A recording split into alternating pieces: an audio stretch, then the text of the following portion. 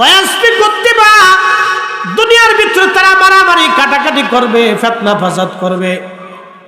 এবার এখন আপনি জাইনে যান নিরাপরাধ মানুষ মেরে ফেললে কি পরিমাণে গুনাহ। আল্লাহর কোরআন বলে, মান কাতালা নাফসান বিগাইরি নাফসিন আও ফাসাদিন ফিল আরদি ফাকান্নামা কাতালান নাসা জামিআ। আল্লাহর কোরআন বলে, কোন ব্যক্তি নিরাপরাধ মানুষকে যদি হত্যা করে, একজন মানুষ অপরাধ করছে, এই অপরাধের শাস্তি দিবে আদালত, এই অপরাধের শাস্তি দিবে রাষ্ট্র, এই অপরাধের শাস্তি আপনি দিতে পারবেন না। এই যে আমাদের দেশে মাঝে মধ্যে দেখবেন আন্দোলন মিছিল নিয়া দুই দল মারামারি করিয়া একবারে গরু পিটানোর মতো, সাপ পিটানোর মতো পিটায় মানুষ মেরে ফেলায়। কি কথা কর না কেন? সাপ যেইভাবে পিটায় মারে, এইভাবে মানুষ পিটিয়ে মারতেছে। মানুষের তো মানুষত্ব থাকা উচিত। ফিটে মারতে নিঃশ্বাস শেষ না করা পর্যন্ত পিটাইতেছে। আহা, শুনে যান, যারা নিরপরাধ মানুষ হত্যা করে তাদের কি পরিমাণে পাপ আল্লাহর কোরআন বলতেছে। হে বান্দা, একজন নিরপরাধ মানুষ যদি তুমি মেরে ফেলে দাও, ফাকান্নামা কাতালান নাস জামিআ, সারা পৃথিবীর মানুষ মারলে যেই গুনাহ, একজন নিরপরাধ মানুষ মেরে ফেললে সেই গুনাহ। মানুষ বলে আশরাফুল মাখলুকাত, সভ্যতাই বলে তারা সেরা। ফেরেশতারা ঠিক আপত্তি করেছিল, রাত ওরা দুনিয়ার ভিতরে যে ওয়াসফিকুদ দিমা, রক্তপাত করবে, মারামারি করবে, কাটাকাটি করবে, অশান্তি করবে, বিশৃঙ্খলা করবে, ভেজাল বাঁধাবে, এই জাতির দুনিয়ার পাঠানোর দরকার নেই। নাহনু, আমরাই তো নুসাব্বিহু, তোমার তাসবিহ করতেছি, বিহামদিকা ওয়া নুকাদ্দিসুলা, তোমার হাম করতেছি, তোমার পবিত্রতা ঘোষণা আমরা করতেছি। নামাজ রোজা জিকির ফিকির যা লাগে ওটা তো আমরাই করতেছি।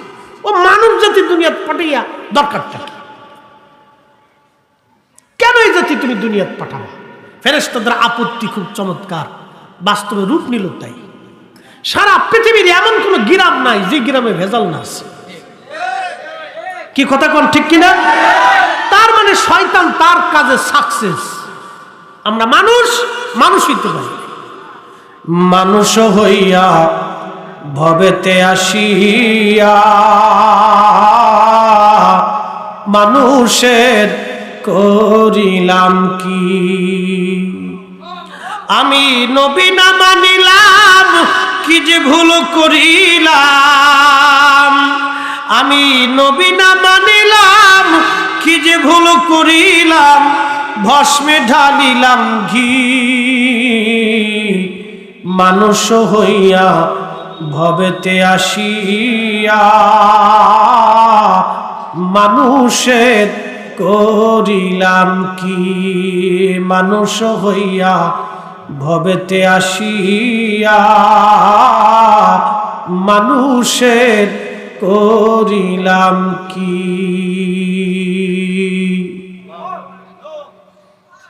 সৃষ্টির প্রথমে হাবিল আর কাবিল একজন নারীকে কেন্দ্র করে মারামারি করলো।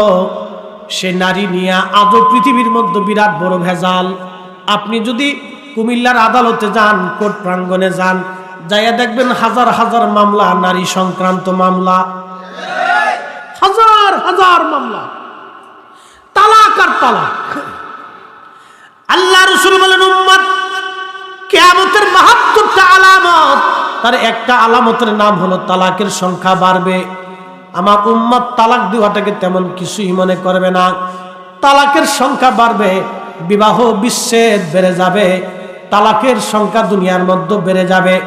আজকে যদি আপনি পশ্চিমার দিকে তাকান, ওরা বিয়ে হওয়ার আগে ওদের বাচ্চা কাচ্চা হয়, আর ওরা অধিক ফ্যামিলির ভিতরে দেখবেন স্বামী স্ত্রী শেষ পর্যন্ত টিকে না।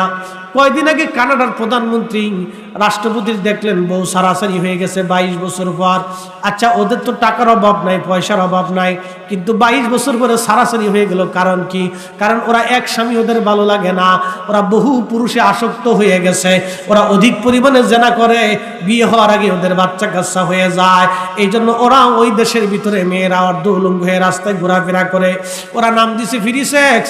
আমাদের দেশের নারীরা ওই চিন্তা ভাবনা লইয়া হাফ প্যান্ট গেঞ্জি ফুল প্যান্ট পরে রাস্তাঘাট দিয়ে ইজলে সাইজে দিয়ে এখন ঘুরে ঘিরে বেড়ায়, খালি মেকআপ সেকআপ করে সিঙ্কু পাঙ্কু পাঙ্কু জুঙ্কু করে বেড়ানোর চিন্তা করে। কথা কোন ঠিক কিনা? ওরা নাম দিছে নারী স্বাধীনতা।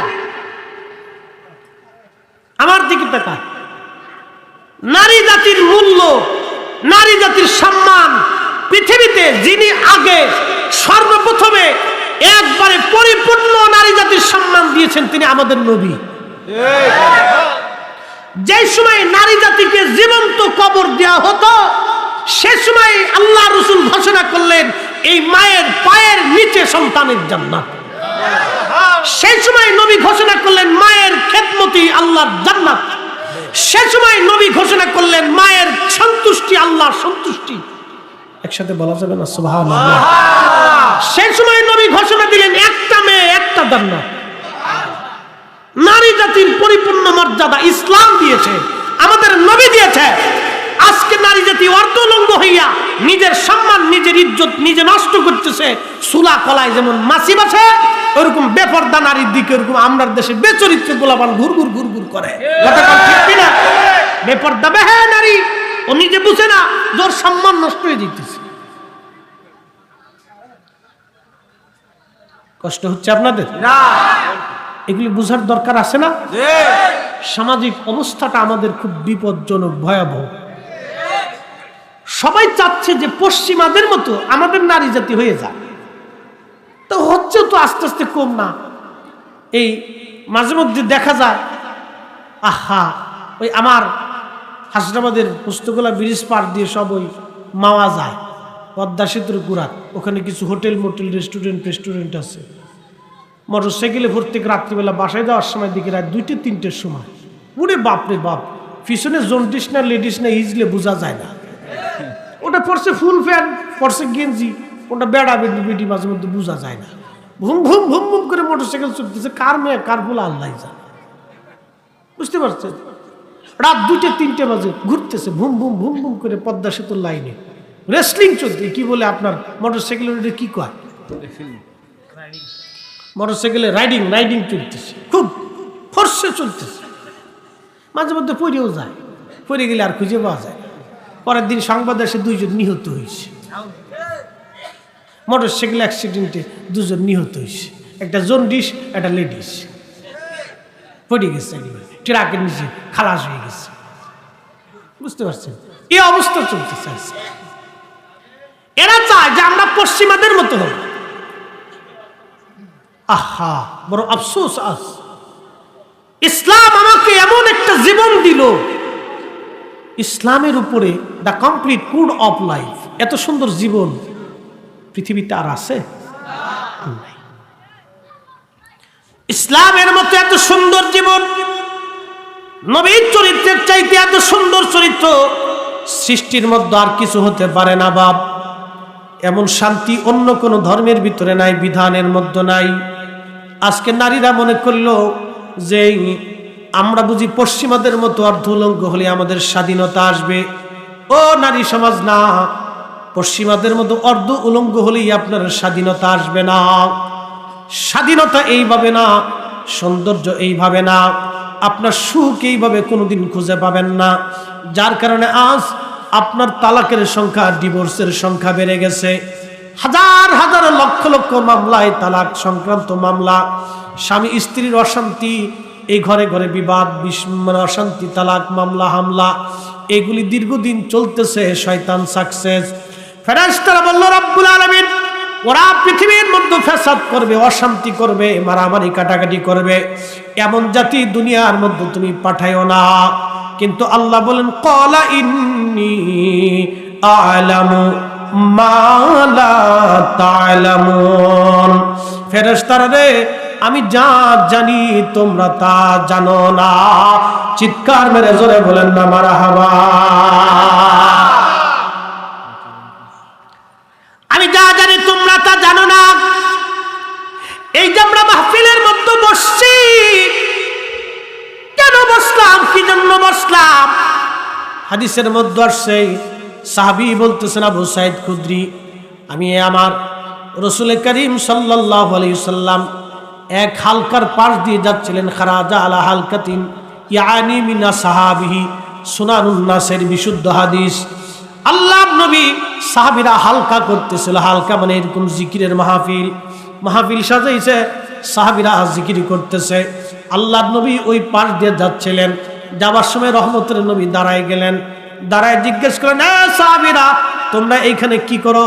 সাহাবীরা বলতেছেন, ইয়া রাসূলুল্লাহ, ইয়া হাবিবাল্লাহ, এখানে আমরা নাদউল্লাহ ওয়া নাহমাদুহু, আল্লাহর জিকির করতেছি এবং আল্লাহর হামদ আমরা করতেছি, আল্লাহর জিকির ফিকির করতেছি। একবার জোরে বলা যাবে কি মারহাবা? আচ্ছা, এখানে আমরা জিকির করতেছি কার? আল্লাহ। প্রশংসা কার? আল্লাহ। এই আল্লাহর হামদ ওয়া নাদউল্লাহ, আল্লাহকে ডাকতেছি, ওয়া নাহমাদুহু, আল্লাহর প্রশংসা করতেছি। হাদিস বুঝতে ভাষা একটা, কিন্তু ভাবার তো অনেক বড়। শব্দ একটা, নাদউল্লাহ, আল্লাহকে ডাকতেছি। কাকে ডাকতেছি? আল্লাহকে। এই আল্লাহকে ডাকার জন্য এই সন্ধ্যা থেকে শুরু হয়েছে এই পর্যন্ত খালি আল্লাহরই ডাকতেছি। কথা ঠিক কিনা? বিভিন্ন ওয়েতে, বিভিন্ন প্রক্রিয়া আমরা আল্লাহর স্মরণ করতেছি। কখনো দুয়ার মাধ্যমে, কখনো আজান দিয়া, কখনো নামাজ পড়িয়া, কখনো জিকির করিয়া, কখনো দুরূদ পড়িয়া, কখনো ওয়াজ করিয়া আমরা আল্লাহ স্মরণ করতেছি। কথা ঠিক কিনা? এই ওয়েটা, পদ্ধতিটা ভিন্ন, কিন্তু স্মরণ কার? আল্লাহ। পদ্ধতি ভিন্ন, স্মরণ আল্লাহ। আল্লাহর প্রশংসা করতেছি। তো সাহাবায়ে কেরাম বলেন, হুজুর প্রশংসা আল্লাহর করতেছি, কি জন্য তোমরা এখানে মাহফিল সাজাইছ? সাহাবীরা বলেন, ইয়া রাসূলুল্লাহি, ইয়া হাবিবাল্লাহ, আলা মা হাদানা লিদিনিহি, আল্লাহ আমাদেরকে হেদায়েত দিয়েছেন, দিন দিয়েছেন। আমরা আগে ইলিটারেট ছিলাম, মূর্খ ছিলাম, ধর্মকর্ম বুঝতাম না, জীবন্ত কন্যা কবর দিতাম, প্রকাশ্যে আমরা জেনা করতাম, কাবা শরীফের চারপাশে নারীদেরকে উলঙ্গ করে আমরা তাওয়াফ করাইতাম, আর আমরা যেখানে সেখানে ওয়াকাম কুকাম করতাম, খুন খারাপি করতাম, মারামারি করতাম, যুদ্ধ বিগ্রহ করতাম, অশান্তি কাজে ডাঙ্গা করে বেড়াইতাম। আর আমরা বেহায়া বেপর্দা, একবারে অশ্লীল যত খারাপ কাজ ছিল দুনিয়ার মধ্যে আমরা করতাম। কিন্তু আপনি নবীর মাধ্যমে আল্লাহ দিন পাঠাইলেন, ধর্ম পাঠাইলেন। এই ধর্ম পাওয়ার কারণে আমরা মাহফিল সাজাইলাম। ওয়া মান্না আলাইনা বিকা, এবং আপনি নবীর মতো মহা নিয়ামত আল্লাহ আমাদের মাঝে দিছেন। আপনি নবী আল্লাহর পক্ষ থেকে আমাদের জন্য একটা নিয়ামত, নিয়ামত, নিয়ামত। একবার জোরে বলা যাবে কি মারহাবা? কোরআন বলতেছে, লাকাদ মান্নাল্লাহু আলাল মুমিনিনা ইদ বাআসা ফীহিম রাসূল। কোরআন বলে, হুজুর আমি তাদের মধ্যে আপনি নবী নামক নিয়ামত পাঠাইছি। লাকাদ মান্নাল্লাহু আলাল মুমিনিন, আপনি আল্লাহর পক্ষ থেকে মুমিনদের জন্য নিয়ামত, নিয়ামত, নিয়ামত। রহমতের নবী আল্লাহর পক্ষ থেকে আমাদের জন্য নিয়ামত। নবী কি নিয়ামত? আমি বলছি না, আল্লাহ বলছে। আল্লাহ বলছে নবী আল্লাহর পক্ষ থেকে তোমাদের জন্য, মুমিনদের জন্য নিয়ামত। সাহাবীরা বলতেছে, ওয়া মান্না আলাইনা বিকা, আপনি নবীকে আল্লাহ আমাদের মাঝে নিয়ামত হিসেবে পাঠাইছে বিদায় আমরা এখানে মাহফিল সাজাইছি। সুবহানাল্লাহ, মারহাবা কর, মারহাবা। নবী পাইয়া মাহফিল দিছি। কি পাইয়া? নবী পাইয়া। কি পাইয়া? নবী পাইয়া। যারা বলেন কি পাইয়া? নবী পাইয়া। আমাদের মিলাদুন নবীর মাহফিলটাও নবী পাইয়াই হয়। কি কথা কর না? আমাদের মিলাদুন নবীর মাহফিলটা কি পাইয়া? নবী পাইয়া। মিলাদুন নবী, নবীর আগমনের মাহফিল। মারহাবা কর, মারহাবা। একই কথা, জন্ম, আগমন, আসা একই কথা। জন্মটা একটা প্রক্রিয়া, একটা পদ্ধতি। এই পদ্ধতিতে আল্লাহ মানবকে পৃথিবীতে পাঠায়। শুধু মানুষ না, জন্ম পদ্ধতিটা এটা অন্যান্য প্রাণীদের ভিতরেও আল্লাহ দিছে, দিছে না? আমাদের গরু, ছাগল, হাঁস, ভেড়া, মুরগি জন্ম পদ্ধতির মাধ্যমে আল্লাহ পৃথিবীতে সৃষ্টিকে পরিবর্তন করছেন, বাড়াইছেন। ঠিক আমাদেরকেও আল্লাহ জন্মগত পদ্ধতির মাধ্যমে দুনিয়াতে পাঠাইছেন। কোরআন আল্লাহ রাসূল বলতেছেন যে, হে আমার উম্মত, তোমরা কসম করো যে এই কারণে বইছো না অন্য কোনো উদ্দেশ্য তোমাদের আছে। সাহাবীরা বলল, আল্লাহর কসম করে বলি ইয়া রাসূলুল্লাহ, এছাড়া আমাদের আর কোনো উদ্দেশ্য নাই। আমরা দুই উদ্দেশ্যে বইছি, কোরআন ও হেদায়েত পাইয়া মাহফিল সাজাইছি, আর আপনি নবী পাইয়া মাহফিল দিছি। কি পাইয়া? নবী পাইয়া। কি পাইয়া? নবী না আসলে তার কোরআন পাইতাম না, নবী না আসলে হেদায়েত পাইতাম না। কথা ঠিক কিনা? আচ্ছা, সাহাবীরা কি আল্লাহ চিনছে সরাসরি না নবী দিয়ে? কোরআন চিনছে কি সরাসরি না নবী দিয়ে? জান্নাত চিনছে কি সরাসরি না নবী দিয়ে? জাহান্নাম চিনছে কি সরাসরি না নবী দিয়ে? বিশ্বাস, ঈমান, ইয়াকিন, ধর্ম, কর্ম, এই চাল চলন, সুন্নত, তরিকা, এই রাস্তা, এই শান্তির রাস্তা কি সরাসরি না নবী দিয়ে? এই বুঝে গেছে। তাহলে আমাদের দিন, জীবন ব্যবস্থা যা আছে সব নবী দিয়ে। এই জন্য আমরা সুন্নিরা বারবার নবী নবী করি। কি কথা বল না?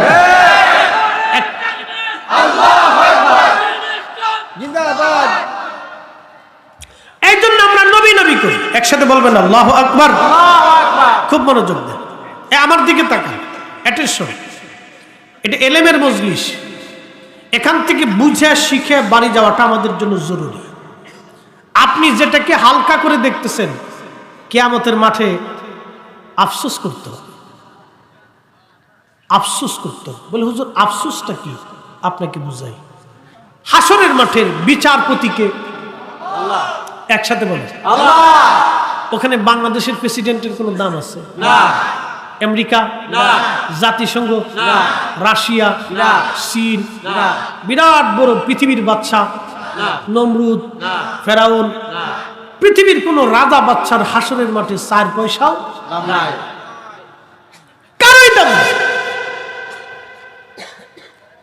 সৃষ্টি হাসরের মাঠে কোটি কোটি টাকা অক্সফোর্ড ইউনিভার্সিটির চ্যান্সেলর, মদিনা ইউনিভার্সিটির চ্যান্সেলর, মক্কা ইউনিভার্সিটির চ্যান্সেলর, আজহারের চ্যান্সেলর, ঢাকা ইউনিভার্সিটির চ্যান্সেলর, হার্ভার্ড ইউনিভার্সিটির চ্যান্সেলর, ডাক্তার, বিরাট বড় পরমাণু বিজ্ঞানী, চিকিৎসা বিজ্ঞানী, 4 পয়সা ওই জ্ঞান মেধার মেহেশরের মাঠে দাম নাই। মেহেশরের মাঠে আল্লাহর আরশে মুআল্লার ডান পাশে একজনের জন্য আসন বরাদ্দ। আসাকা রাব্বুকা মাকামান মাহমুদা।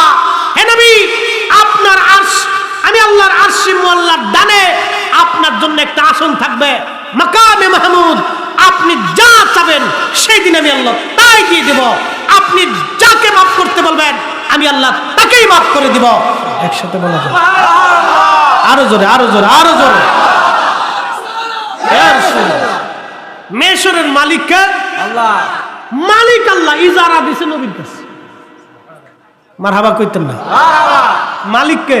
আল্লাহ। ইজারা দিছে তার রাসূলের কাছে, হুজুর যা চাবেন তাই দিন। ইজারা আপনারে দিয়ে দিছে। ইজারা তো বুঝছেন, আমাদের আঞ্চলিক ভাষায় বলে ইজারা মানে কর্তৃত্ব। মালিক আমি, কিন্তু ইজারা আপনারে দিছি, কর্তৃত্ব আপনার। আমি মালিক ইয়াউমিদ্দিন, বিচার দিনের মালিক আমি আল্লাহ, কিন্তু কর্তৃত্ব আপনার। মানে আপনি যা চাবেন আমি আল্লাহ তাই দিই। কাজী নজরুল চমৎকার তার ছোট্ট কবিতার ভাষায় লিখছে, শ্রেষ্ঠ নবী দিলাম রে তরিয়ে নিতে রোজ হাসুরি, পথ না ভুলি তাই তো দিলে পাক কুরআনের বাণী। খুদা তোমার মেঘের বাণী, সুন্দর ফুল সুন্দর ফল, মিঠা নদীর পানি। খুদা তোমার মেঘের বাণী, খুদা তোমার মেঘের বাণী। তুমি কতই দিলে আরাতন, ভাই বারাদার পুত্র স্বজন, খুদা পেলি অন্ন জুগাও, মানি চাই না মানি। খুদা তোমার মেঘের বাণী, সুন্দর ফুল সুন্দর ফল, মিঠা নদীর পানি। খুদা তোমার মেঘের বাণী। আল্লাহুম্মা সাল্লি আলা সাইয়্যিদিনা, হ্যাঁ জবান খুলে, মাওলানা মুহাম্মদ ওয়া আলা আলি সাইয়্যিদিনা মাওলানা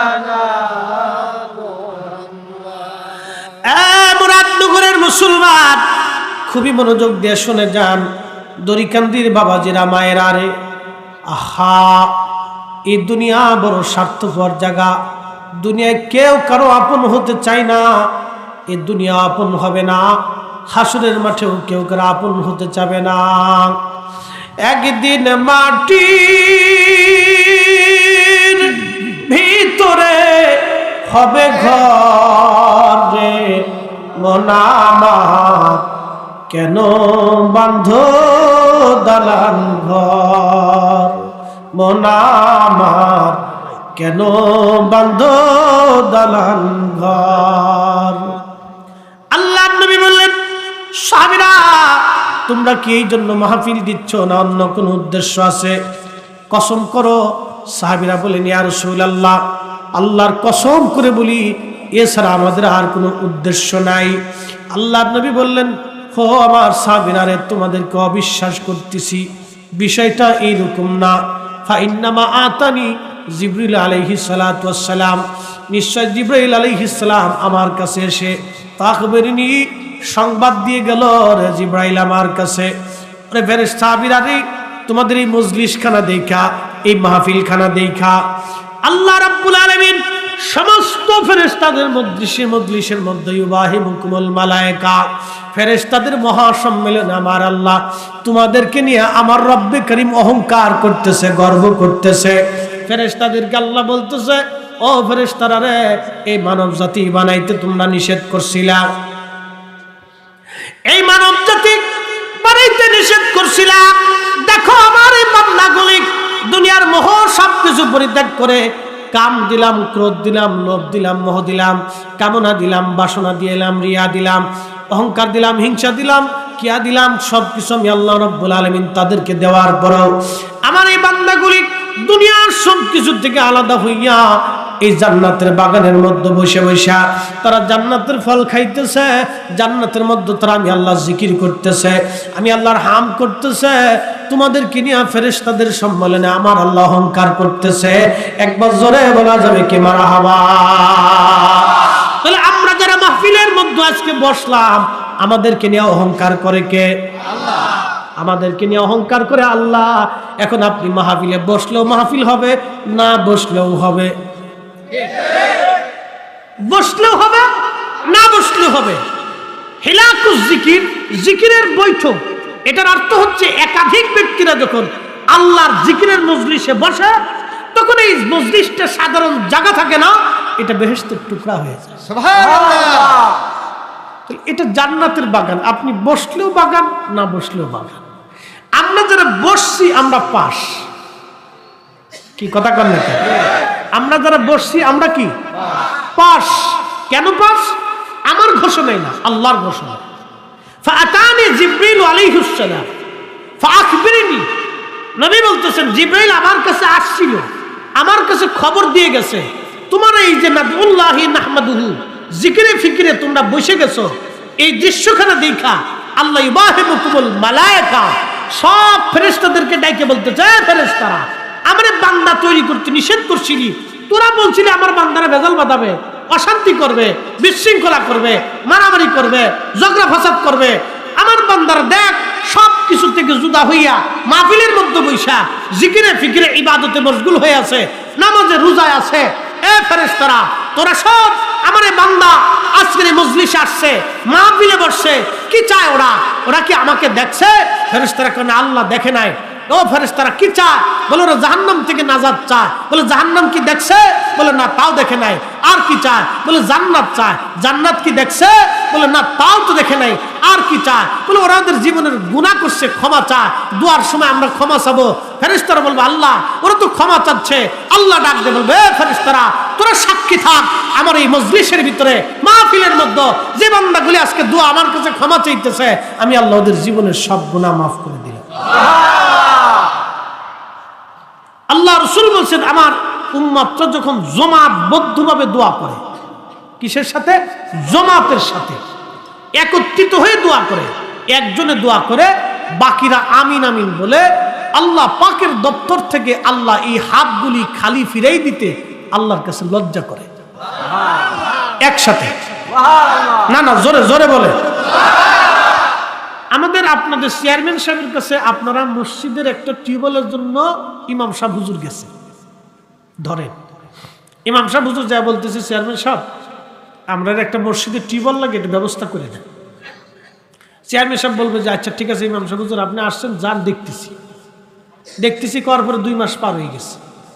এরপরে সভাপতি সাহেব একা গেছে, চেয়ারম্যান সাহেব টিউবওয়েল তো দেওয়ার কথা ছিল, ইমাম সাহেব আইছিল, সভাপতি সাহেব আপনি আইছেন, আচ্ছা বিষয়টা আমি দেখতেছি কি আরো 2 মাস গেছে। এরপরে মুসল্লিরা চিন্তা করলো না ইমাম সাহেব গেল, সভাপতি সাহেব গেল, কারোটাই যেহেতু হইল না, তো সব মুসল্লি দলবদ্ধভাবে 20, 30, 50 জন একসাথে মিলে চেয়ারম্যানের জায়গায় চেয়ারম্যান সাহেব টিউবওয়েল দিয়েই দিতে হবে, নালি আজকে যাবো না। চেয়ারম্যান সাহেবের চিন্তা হলো হুজুর একজন আইছিল বিদায় করছি কথাবার্তা একটা কইয়া, সভাপতি সাহেব আইসে তারও বুঝাই সোজাই দিয়েছি, কিন্তু 50 জন বুঝাবো কেন না দিয়ে তো পারার কেটে রয়েছে। চেয়ারম্যান সাহেব 50 জনকে তো ফিরান যায় না, আচ্ছা ঠিক আছে আমি এই ওয়াদা করলাম কালকের ভিতরেই আমি ব্যবস্থা করে দিতেছি। কি কথা ঠিক কিনা? এই জন্য দলবদ্ধভাবে যখন উম্মাত দোয়া করে আল্লাহ রাব্বুল আলামিন ওই হাতগুলি খালি ফিরেই দিতে আল্লাহর কাছে শরম করে। একসাথে বলা যাবে না মারহাবা? একা করা ভালো না জমাতে করা ভালো? একা করা ভালো না জমাতে করা ভালো? নামাজ একা পড়া ভালো না জমাতে পড়া ভালো? জমাতে পড়লে 27 গুণ সওয়াব, জমাতে নামাজ পড়লে 27 গুণ সওয়াব। জিকির একা করা ভালো না জমাতে করা ভালো? দোয়া একা করা ভালো না জমাতে করা ভালো? যাদের চোখে বেদাত ও চোখে বেদাতের চশমা লাগাই দেখছিস, চশমা কালা দুনিয়া দেখেও কালা, চশমা লাল দুনিয়াও লাল। এটা চশমা লাগিয়েছে বেদাতের চশমা, দুনিয়া খালি বেদাতই দেখে। প্রিয় মুসলমান খুবই মনোযোগ দিয়ে শুনিয়া যান। আসেন আপনারা আমার কাছ থেকে একটা ওয়াজ শুনতে চেয়েছেন, এই ওয়াজ হযরত বেলালের জীবনের ওয়াজ। বন্ধুরে বেলালের জীবনের ওয়াজ করার আগে আপনাদের সামনে 2-4টি কথা আগে উপস্থাপন করব। সাহাবা আজমাইন রাসূল করিমের উপরে কালেমা পড়েছিলেন, ঈমান এনেছিলেন। হায় হায় কি করে তারা ঈমান আনছিলেন, তারা কিভাবে আল্লাহকে মানতেন। দেখেন একজন সাহাবীর কথা আজকে না বললে, একজন আল্লাহর বান্দার কথা না বললে নাই। তার নাম ছিল রাসূল করিম সাল্লাল্লাহু আলাইহি সাল্লামের ইন্তেকালের পরে মদিনার গভর্নর ছিলেন আপনার মারওয়ান ইবনে হাকাম। মারওয়ান ইবনে হাকামের জমানায় একজন লোক ছিল খুব বিরাট বড় ডাকাত, মরুভূমির মধ্যে খালি ডাকাতি করত। এই লোকটা খুব নিকৃষ্ট ডাকাত, তারে ধরার জন্য বহুবার অভিযান হয়েছে কিন্তু ধরতে পারা যায় না। খুব দুর্দর্শ ডাকাত ছিল লোকটা। এই দুর্দর্শ ডাকাত লোকটা একদিন খালি দুর্দর্শকে ডাকাতি করে নেয়, মানুষ খুন খারাপি করে। রাষ্ট্রের খেলাফতের সৈন্যরা তারে ধরতে পারে না, এলাকাবাসীও তারে ধরতে পারে না, বিরাট বড় চৌকস ডাকাত। তারপরে এই লোকটাকে ধরার জন্য বহু চেষ্টা হলো কিন্তু পারল না। কিন্তু একদিন এই লোকটা একজন ডাকাতি করতে যায়, একজন আল্লাহর বান্দা তার সামনে কোরআন শরীফের একটা আয়াত তেলাওয়াত করলো এইভাবে, কুল ইয়া ইবাদিয়াল্লাযীনা আসরাফু আলা আনফুসিহিম লা তাকনাতু মির রাহমাতিল্লাহ ইন্নাল্লাহা ইয়াগফিরুয যুনুবা জামিআ।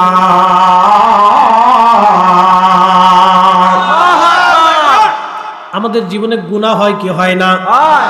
গুনাহ 2 ধরনের, একটার নাম সগীরা আর একটা গুনার নাম হলো কাবিরা। একটা ছোট গুনাহ আর একটা বড় গুনাহ। একটা ছোট গুনাহ আর একটা বড় গুনাহ, এই 2টা গুনাহ আমরা সব সময় করে থাকি। ছোট ছোট গুনাহ, এই ছোট ছোট গুনাহগুলি নেক আমলের মাধ্যমে দূর হয়ে যায়। আজকে যারা মাহফিলের মধ্যে বসে রয়েছেন, যত সময় বসে আছেন আপনার শরীর থেকে কিন্তু সগীরা গুনাহ মাফ হয়ে যাইতেছে। ওযু যারা করছেন, ওযু করার সময় সগীরা গুনাহগুলি মাফ হয়ে গেছে। একবার জোরে বলবেন সুবহানাল্লাহ। জুমার নামাজ গত তারিখ যারা যারা পড়ছেন তারা খুব মনোযোগ দেন। আগামী জুমাটা আপনারা যারা আদায় করবেন, ওই জুমা যারা পড়ছেন পরবর্তী জুমার মাঝখানে যত সগীরা গুনাহ আছে, এই পরবর্তী জুমা আদায় করার কারণে সব গুনাহ আল্লাহ মাফ করে দেবে। এশার নামাজ যারা জামাতে পড়ছেন ফজরের নামাজ যদি আপনি জামাতের সাথে পড়েন সারা রাত আপনি ঘুমাবেন, কিন্তু কেরামান কাতিবিন সারা রাত ঘুমাবে না। কেরামান কাতিবিন ঘুমাইবে না, আপনি ঘুমাবেন। আপনি এশার নামাজ জামাতে পড়ছেন, অর্ধরাত্র ইবাদত করলে যেই পরিমাণে সওয়াব, আপনার আমল নামায় সেই পরিমাণ সওয়াব লেখা হয়ে যাবে। ফজরের নামাজ যদি জামাতের সাথে আপনি আদায় করেন, সারা রাত্র জেগে জেগে ইবাদত করলে যেই নেকি হয়, সারা রাত্র ইবাদত করলে যেই নেকি হয়, ফজরের নামাজ জামাতের সাথে পড়লে সেই নেকি আপনার আমল নামায় আমার আল্লাহ লিখে দেবে। এই জন্য আমার পীরের দরবারে কোনো মুরিদ দিয়ে হুজুরকে বাজান শেষ রাতে ঘুমাইতে দিতেন না। কি কথা কন না কে? ইয়া আইয়ুহাল মুযাম্মিলু কুমিল লাইলা ইল্লা قليلا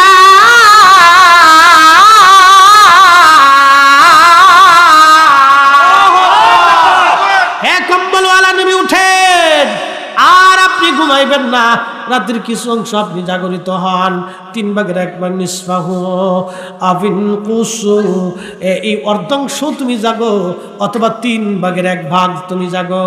আমার হুজুর কেবলা মুরিদদেরকে এইভাবে ডেকে ডেকে উঠাইতেন, উঠো উঠো জাকেরানো, ঘুমে কেনে অচেতন, আরে উঠো উঠো আশিকানো, ঘুমে কেনে অচেতন, রহমত যাই রে বয়ে,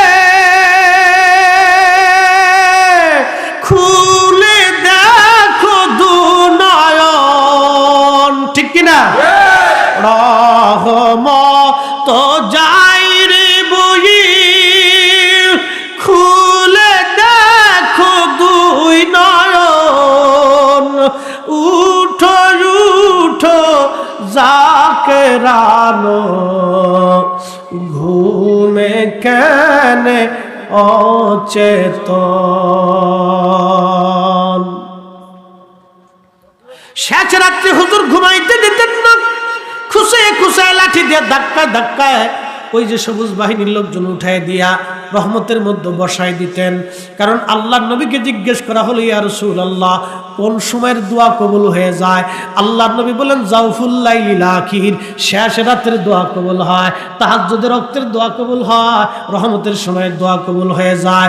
এই জন্য আট্টুসির দরবারে ওই সময় যারা হাত তুলে কান্নাকাটি করত, যারা অভাব ছিল আল্লাহ অভাব দূর করে দিল, যার সন্তান হইতো না আল্লাহ তার সন্তান দিল, বিদেশ যাইতে পারতো না আল্লাহ তার বিদেশ যাওয়ার ব্যবস্থা করত। এই জন্য অনেকে বলতো আট্টুসি জিন আছে গেলেই ধনী হয়ে যায়। কি কথা?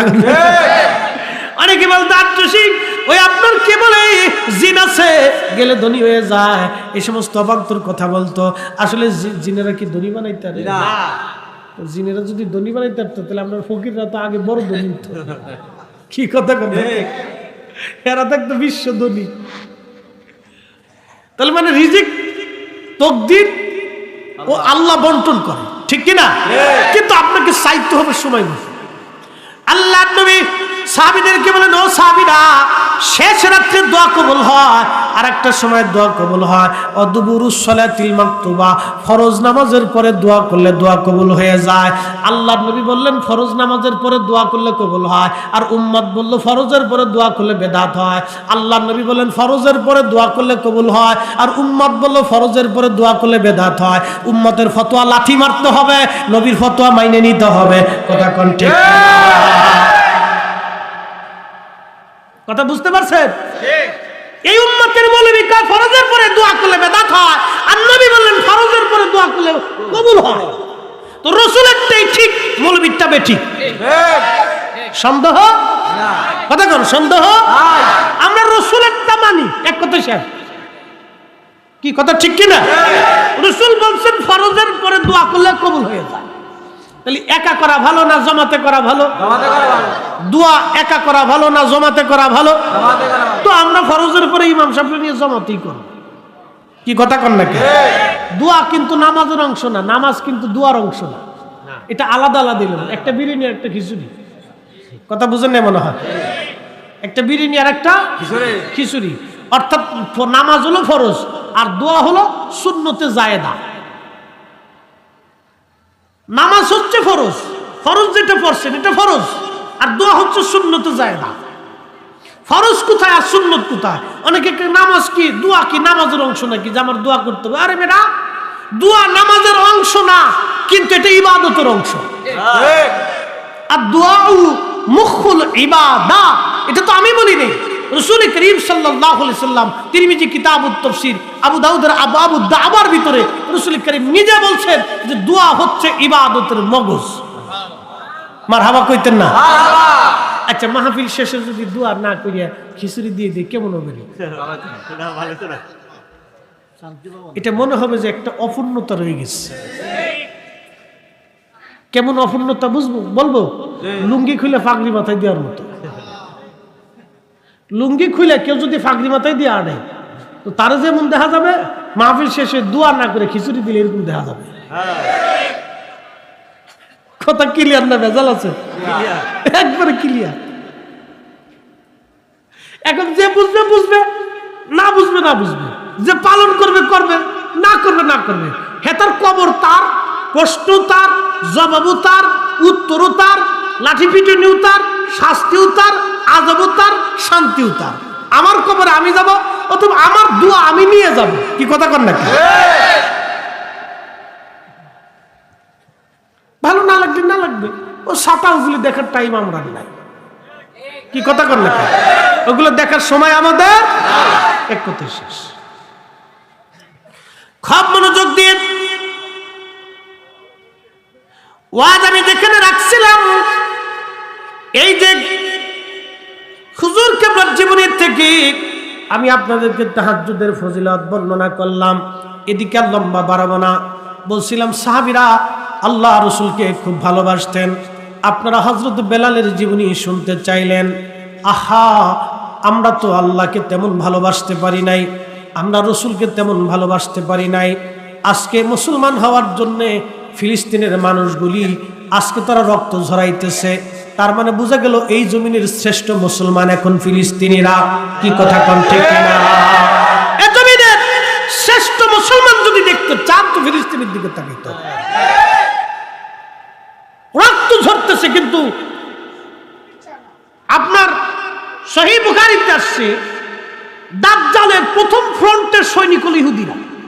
৭০,০০০ ইহুদি দিয়ে দাজ্জাল তার প্রথম কাতারের সেনাবাহিনী তৈরি করবে। ইহুদিরা হচ্ছে দাজ্জালের প্রথম কাতারের সৈনিক। আর ইহুদিদের সাথে ফিলিস্তিনিরা ৭৬ বছর ধরে লড়াই করতেছে, মাথা নত করতেছে না, মার খাচ্ছে। লক্ষাধিক ফিলিস্তিনি নিহত হয়েছে, ১০ লক্ষ ফিলিস্তিনি বাড়িঘর হারাইছে। এত বড় ত্যাগ স্বীকার করার পরেও সেই দিন দেখলাম এক বৃদ্ধ, সে মিষ্টি খাওয়াচ্ছে আর বলতেছে আমার সব সন্তান শহীদ হয়ে গেছে, একটা সন্তান ছাড়া এই খুশিতে আমি মিষ্টি খাওয়াইতেছি। তার কলিজাটা দেখছেন? কলিজাটা দেখছেন? তাদের দিকে তাকাইলে সাহাবীদের কথা মনে পড়ে যায়। হযরত বেলাল ছিলেন একজন সাহাবী। আহা, কি তো দাস! চেহারা ছিল না। বর্তমান ইথিওপিয়া, কেনিয়া এই অঞ্চলকে হাবশি বলা হতো। এই হাবশি দেশের মানুষ ছিলেন। উনি কালেমা পড়লেন। তার মনিব উমাইয়া তাকে মারতে মারতে বছরের পর বছর ধরে পিটাইতো। পিঠের চামড়া উঠে ঘা হইতো। হাত পা নিয়ে বেঁধে মরুভূমির মধ্যে হাত পা বেঁধে বুকের মধ্যে পাথর চাপা দিয়ে তাকে রেখে চলে আসতো। অজ্ঞান হয়ে হযরত বেলাল পড়ে থাকতেন ঘন্টার পর ঘন্টা। হুশ ফিরে আসার পরে একটা আওয়াজ আসতো, আহাদ আহাদ, আল্লাহ এক, আল্লাহ এক, আল্লাহ এক, আল্লাহ এক, কুল হুয়াল্লাহু আহাদ, কুল হুয়াল্লাহু আহাদ, আল্লাহ এক। একসাথে জোরে বলা যাবে না? আল্লাহু আকবার। আজানের প্রবর্তন হলো, স্বপ্নের মাধ্যমে আজান আসলো। আজানের এই উচ্চারণগুলি, কথাগুলি স্বপ্নের মাধ্যমে আসার পরে আল্লাহর নবী বললেন, বেলাল লাব্বাইক ইয়া রাসূলুল্লাহ, তুমি যাও মিনারাতে আজান দাও। তুমি বনু নাজ্জার গোত্রের মহিলার একজন সাদ, ঘরের সাদ ছিল, ওই সাদের উপরে দাঁড়ায় বেলাল আজান দিত। এখন আমরা মাইক পাইয়া, সুবিধা পাইয়া মসজিদের ভিতরে দাঁড়ায় আজান দিলাম, এই বেদাত চোখে দেখলাম না, খালি মিলাদ নিয়ে পারাপারি লাগাইছি। বেলাল আজান দিলেন, সারা জীবন মসজিদের বাহিরে দাঁড়াইয়া আমরা সুবিধা পাইয়া মসজিদের মধ্যে হান্দাইছি। বনু নাজ্জার গোত্রের মহিলা সাদ, আবু দাউদের 519 নম্বর হাদিস, হযরতে বেলাল প্রত্যেক ফজরের আযানের আগে একটা দোয়া পড়তেন, আল্লাহুম্মা ইন্নী হামাদুকা নাস্তাঈনুকা আলা কুরাইশ আইয়ুকিমুদ্দীনাক। এই দোয়াটা পড়ার পরে বেলাল আজান দিতেন। নবীর ইন্তেকাল হবে, হুজুর অসুস্থ, জিবরাইল আর আজরাইল দুইজন আসছে, এসে বলতেছেন, সালাম দিলেন, আসসালামু আলাইকা ইয়া রাসূলুল্লাহ। জিবরাইল আর আজরাইল সালাম দিলেন, বাবে জিবরাইল দিয়ে দুইজন ঢুকলেন। নবীজিকে আজরাইল বলতেছে, ইয়া রাসূলুল্লাহ, ইয়া হাবিবাল্লাহ, আল্লাহর পয়গাম হলো, আল্লাহর সিদ্ধান্ত হলো, আপনি নবীকে নেওয়ার জন্য আমি আজরাইল আলাইহিস সালাম আসছি। আপনি যদি অনুমতি দেন আমি আপনার জান কবজ করব, আর অনুমতি যদি না দেন আমি আজরাইল ফিরে চলে যাব। আপনার যতদিন মন চায় ততদিন পর্যন্ত আপনি দুনিয়ার মধ্যে থাকবেন। আপনার হায়াত আপনার ইচ্ছার উপরে। চিৎকার মেরে বলেন আল্লাহু আকবার। আজরাইল বলে, হুজুর এই সুপ্রিম পাওয়ার একমাত্র আপনার। আল্লাহু আকবার, না আরো জোরে, আরো জোরে। ওয়ালা ইউআখিরাল্লাহু নাফসান, কোরআন বলতেছে, আল্লাহর জবান বলতেছে, ওয়ালা ইউআখিরাল্লাহু নাফসান ইদা জাআ আজালুহা। এ বান্দা, তোর জীবনের হায়াত শেষ হয়ে গেলে এক মুহূর্ত আগেও হবে না, পরেও হবে না, জাস্ট টাইমে শেষ। কুল্লু খালাস, দুনিয়াতে থাকার আর অধিকার নাই, চলে আসলে পৃথিবীতে আর যাওয়ার অধিকার নাই। কিন্তু রাসূলের বেলায় আজরাইল বলতেছে, ইয়া নবী আল্লাহ, আপনি যতদিন মন চায় ততদিন উম্মতের মাঝে থাকবেন, অনুমতি দিলে জান কবজ করব, না দিলে ফিরে চলে যাব। আরো আরো জোরে, আরো আরো আরো। আল্লাহু আকবার। ইয়া রাসূল জিন্দাবাদ। এই নবীর ইজ্জত আমার কাছে সবচেয়ে দামি, কথা কোন ঠিক কিনা? এই নবীর সম্মান আমার কাছে জীবনের সবকিছু ঠিক।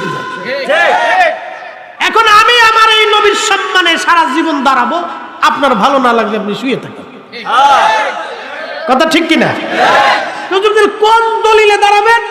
আমি বলবো রাসূলুল্লাহর ইজ্জতের কোন সীমানা যদি থাকে তো দাও।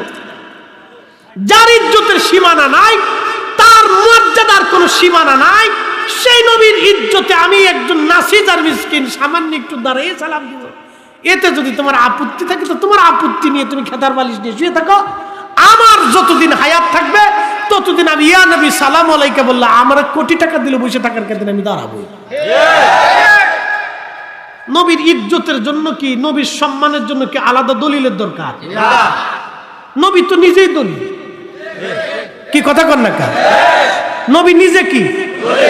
নবী নিজেই দলিল। যে নিজেই দলিল, তার ইজ্জতের জন্য আবার দলিল।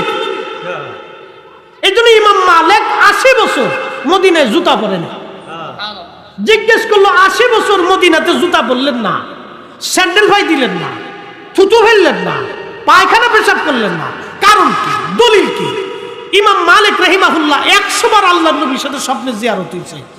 তিনি বলতেছেন, যে মাটির নিচে নবী ঘুমা সেই মাটিতে আমি জুতা পাই দিব, পেশাব করব, পায়খানা করব, থুতু ফেলবো, আমি ইমাম মালিকের সাহস কি করে হয়? আমার জীবন চলে যাবে এই মাটিতে জুতা পরবো।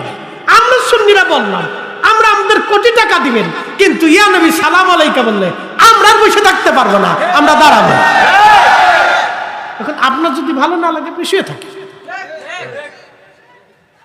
আপনি শুয়ে থাকেন, ওটা আমাদের কিছু যায় আসে। কথা ক্লিয়ার না ভেজাল আছে? ঝগড়া করার কিছু নেই। নবী আমাদের সবার, কি কথা ঠিক কিনা? নবী সবারই নবী। কিয়ামতের মাঠে ওই নবীর সামনে সবাইকে দাঁড়াইতে হবে, কেউ বাদ যাবে না, সবাইকে ওই রাসূলের সামনে দাঁড়াইতেই হবে। মুক্ত হওয়ার কোনো রাস্তা নাই। কাজী নজরুল কি চমৎকার লিখেছেন, আমি যদি আরব হতাম মদিনারি পথ, সেই পথ দিয়ে হেঁটে যাইতেন নূর নবী হযরত, নূর নবী হযরত।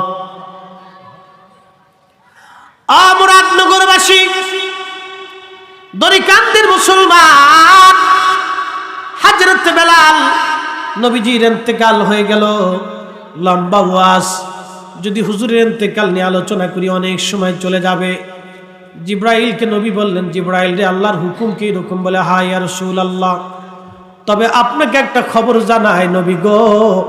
খবরটা হলো আল্লাহ পাক আপনার সাক্ষাতের জন্য উদগ্রীব হয়ে আছে। আল্লাহ আপনার সাক্ষাৎ চায়, আপনার দিদার চায়, আপনি চলে যান, আল্লাহ এটা আপনার কাছে পছন্দ আল্লাহর কাছে। নবীজি ডাক দিয়ে বললেন, জিব্রাইল, আজরাইল রে, আর দেরি করো না, আল্লাহ যে তোমার সাক্ষাৎ চায়, আমি আর দুনিয়াতে থাকবো না, আমি চলে যাব, এই মুহূর্তে তুমি আমারে নিয়ে চলো। চিৎকার করে বলেন না মারহাবা। হুজুরের ইন্তেকাল হয়ে যাওয়ার পরে সাহাবীরা পাগল পারা হয়ে গেলেন। এর মধ্যে হযরত বেলাল রাদিয়াল্লাহু আনহু পাগল পারা হয়ে গেলেন। তিনি আজান বন্ধ করলেন, আর কোনোদিন তিনি মসজিদে নববীতে আজান দেন নাই। বেলাল আজান বন্ধ করে দিলেন, আর আজান দিলেন না। বহুদিন পার হয়, নবীর ইন্তেকালের পরে কখনো আর বেলাল আজান দেন নাই। আবু বকরের কাছ থেকে বিদায় নিয়ে বেলাল সিরিয়াতে চলে গেলেন। ইমাম কিরমানি শারহে বুখারীর মধ্যে তিনি লেখেন, ইমাম তাকিউদ্দিন সুবকি আশ-শিফাউস সাকামের মধ্যে তিনি লেখেন, হযরত আবু বকরের কাছ থেকে বিদায় নিয়ে বেলাল রাদিয়াল্লাহু আনহু চলে গেলেন সিরিয়ার দামেস্কে। স্বপ্নের মধ্যে দেখে রহমতের নবী ডাক দিয়ে বলতেছে, বেলাল রে, তুমি আমার সঙ্গে কেমন জুলুম শুরু করছো? বেলাল, আমি নবীর জিয়ারতে কতদিন হলো, তুমি আমার সাক্ষাতে আসো না, এটা কেমন জুলুম? আয় রে বেলাল, আমি নবীর জিয়ারতে আয়। স্বপ্নখানা দেখে নবীর আশিক বেলাল পাগল পারা হয়ে গেলেন, আর স্থির থাকতে পারেন নাই। সিনিয়ার থেকে বেলাল বের হইয়া সুদূর মদিনাতুল মুনাওয়ারায় চলে আসছে। যখন মদিনাতে আসলেন তখন তাহাজ্জুদের সময়। মসজিদে নববীতে নবীজির পবিত্র রওজা শরীফ আখা কাঠের জালি দিয়ে ঘিরে রাখা ছিল।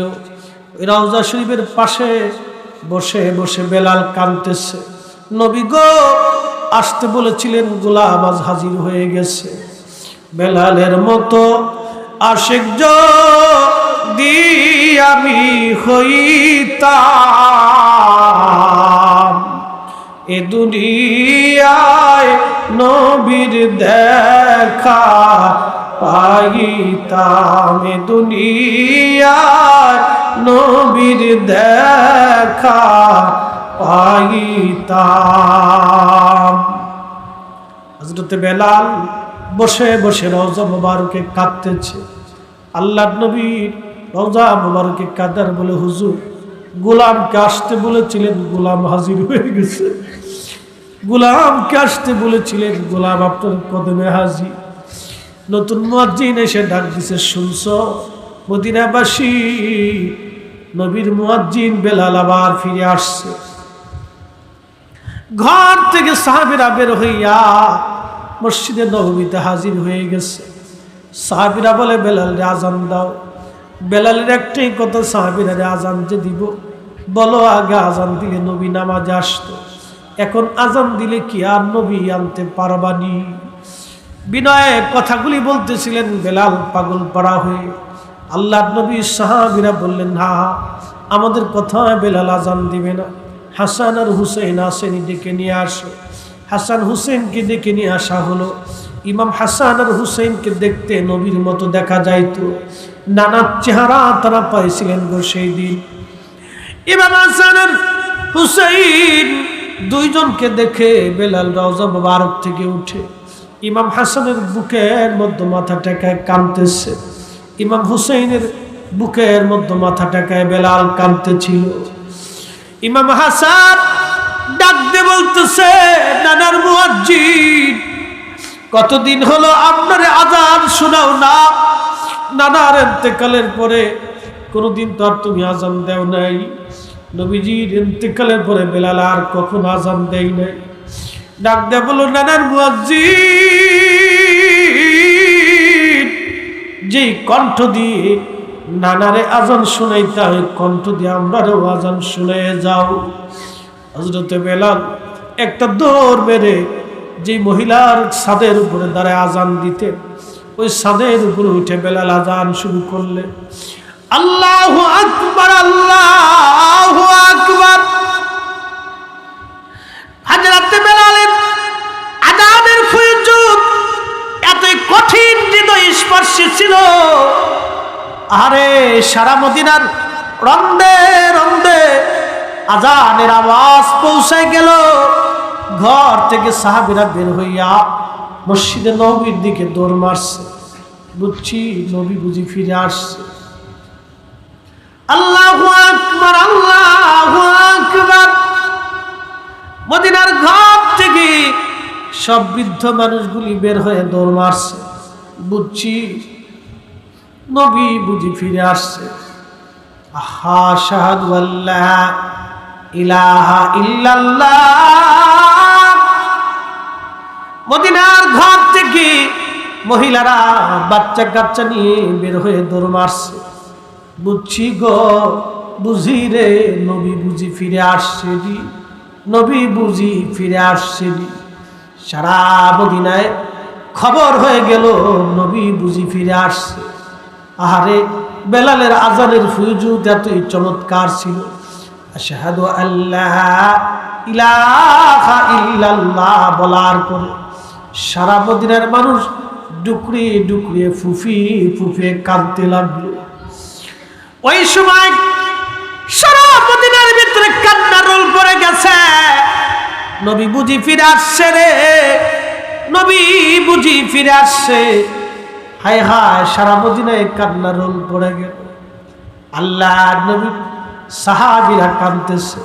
বেলাল যখন বলে না আশহাদু আন্না মুহাম্মাদার রাসূলুল্লাহ, তখন বেলাল অজ্ঞান হয়ে জমিনের মধ্যে পড়ে গেলেন।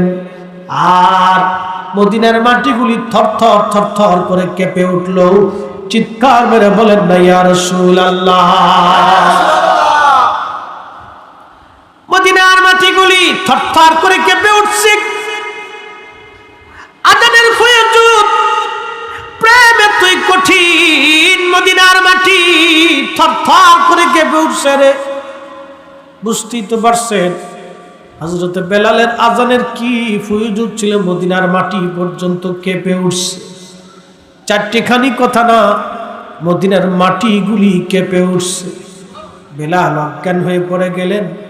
হুশ ফিরে আসলো বেলালে। রওজা মোবারকে বসে বসে নবীর আশিক কাঁদে। হুজুর আসতে বলেছিলেন, গোলাম হাজির হয়ে গেছে। আজান দিছি, আগে আজান দিলে নবী আপনি আসতেন। আজকে আজান দিছি, নবী গো আপনি নাই। যে আজানে নবী আসবে না, সে আজান আর কোনোদিন বেলাল দেবে না। চলে গেল বেলাল, কোনোদিন আর মদিনায় তিনি আজান দেন নাই। চলে গেলেন, কোনোদিন কোথাও বেলালের আজান দেন নাই। আর একটা আজান বেলাল দিয়েছিলেন বর্তমান বাইতুল আকসা মসজিদে। হযরত ওমর যেদিন বাইতুল আকসা বিজয় করলেন, সেই দিন বেলাল একটা আজান দিয়েছিলেন। হযরত ওমর বিজয় হয়ে যাওয়ার পরে হযরত ওমর রাদিয়াল্লাহু তাআলা আনহু বেলালকে বললেন, বেলাল রে আজান দাও। বেলাল বলে, না ওমর, নবীর ইন্তেকালের পরে আর আমি আর কোনোদিন আজান দিই নাই। বেলাল কেঁদে বলল, রে ওমর, আমি নবীর ইন্তেকালের পরে আর কোনোদিন আমি আজান দিই নাই। হযরত ওমর বলল, বেলাল তুমি তো কোনোদিন বাইতুল আকসা আজান দেও নাই। যে আজানটা মদিনায় নবীর শুনাইতা, আজকে বাইতুল আকসাতে সেই আজানটা আমাদেরকে শোনাও। তারিখের মধ্যে আসছি বাইতুল আকসা মসজিদে বেলাল আজান দিলেন। সেই আজানে হযরত ওমর কেঁদে কেঁদে মাটির মধ্যে গড়াগড়ি খাচ্ছিলেন। হযরত আবু দারদা বেহুশ হয়ে যাওয়ার মতো পাগল হয়ে কাঁদতেছিলেন। যে সাহাবী বেলালের আজান শুনে নবীর পিছনে নামাজ পড়তো, সাহাবীরা কেঁদে কেঁদে হয়রান হয়ে গেল। এমনকি বাইতুল আকসার নতুন মুসলমান যারা হযরত ওমরের হাতে কালেমা পড়েছিল, বেলালের আজানের এতই ফুয়ুজুদ ছিল, তারা পর্যন্ত সহ্য করতে না পেরে কেঁদে কেঁদে কেঁদে কেঁদে তারাও হয়রান হয়ে গিয়েছিল। বেলালের আজান এতই ফুয়ুজুদ, সারা বাইতুল আকসার মুসলমান কেঁদেছিল। এমনকি খ্রিস্টানরা যারা কালেমা পড়ে নাই, ওই আজানের ফুয়ুজুতে তাদের হৃদয় পর্যন্ত কেঁদেছিল। একবার চিৎকার মেরে বলা যাবে আল্লাহু আকবার। বেলালের মতো আশিক যদি আমি হইতাম,